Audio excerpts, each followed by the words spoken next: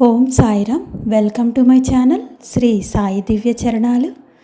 మారుమూల గ్రామానికి పంపించి అతని చేత చక్కని సేవా కార్యక్రమాలు నిర్వహించిన శ్రీ సాయినాథుడు.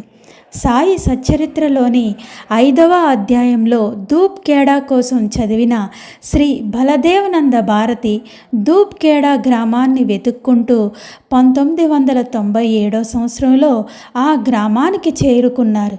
సాయినాథులు శరీరంతో నడయాడిన ధూప్ ఖేడాను ప్రాచుర్యంలోకి తీసుకురావడానికి శ్రీ బలదేవనంద భారతి ఎంతో కృషి చేశారు.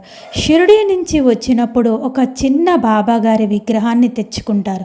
అలా తెచ్చుకున్న తర్వాత 1997 సంవత్సరంలో కొంతమంది మిత్రులతో వారి సహాయంతో సాయిబాబా మందిరాన్ని నిర్మించడం చేపట్టారు. కేవలం 28 రోజుల్లోని మందిరం నిర్మిస్తారు ధూప్ ఖేడాలోని శ్రీ బలదేవనంద భారతి గారు. మనం ధూప్ ఖేడాకు వెళ్తే ఆ మందిరాన్ని చూడవచ్చు. అసలు ఎవరు ఈ బలదేవనంద భారతి?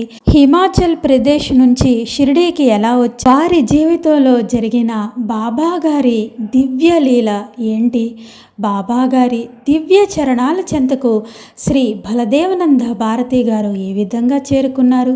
అవన్నీ తెలుసుకోవాలంటే ఫుల్ వీడియోస్లోకి వెళ్ళి చూడండి. డిస్క్రిప్షన్లో ఫుల్ వీడియో లింక్ పెడతాను. ఓం సాయిరామ్.